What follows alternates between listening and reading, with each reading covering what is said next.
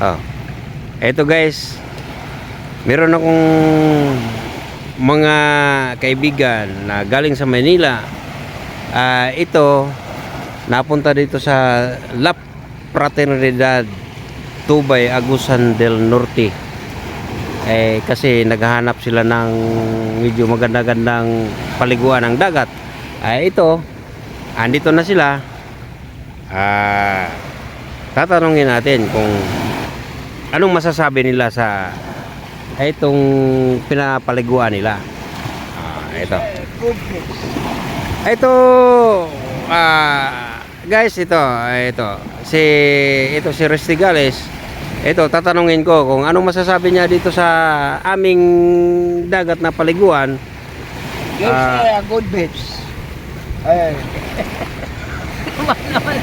Tama Si. Okay lang yun. Oh.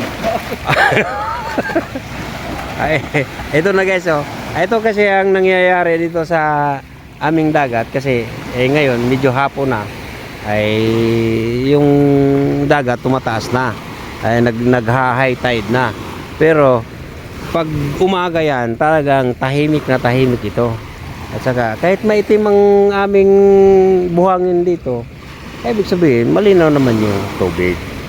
Ganun yun. Kaya nga ito, dinala ko ito sila kasi gusto nang maligo dito sa dagat na komportable sila. Ito guys, dito to sa La Fraternidad Tubay, Agusan del Norte. Ito yon. Kita mo naman yung dagat namin. Malayo sa tsunami ito kasi hindi ito open sea.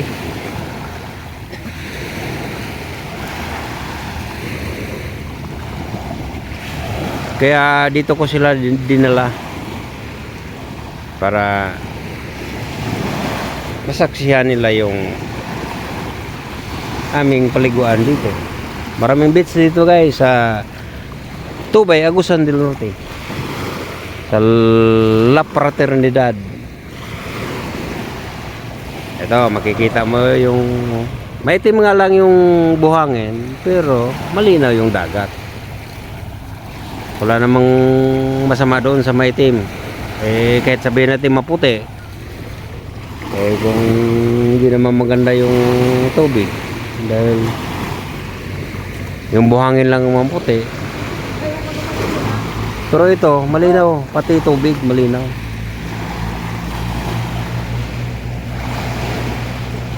Kaya ito na guys, may bangka nga dito guys.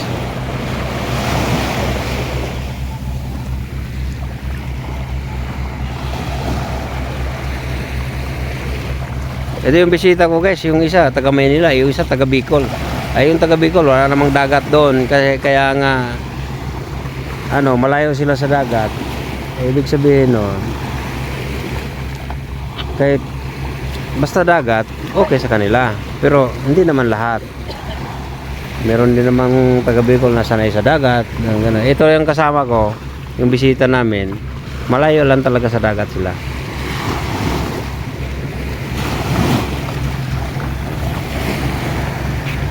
Kasi bukas aalis na guys, yung aalis ng yung bisita ko. Aalis na, papunta ng Maynila bukas. Kaya ngayon pa lang, hanggang bukas ng tanghali, magtampisaw sila sa dagat.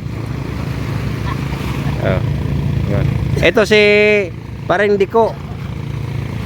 Ito yung pinakamagandang lalaki sa Naga City, Kanaman.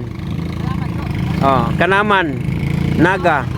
Ito ang pinakamagandang lalaki. Ito, si Dex.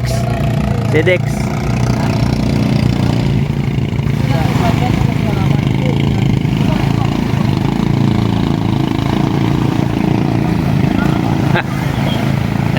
Enjoy na enjoy si Dex.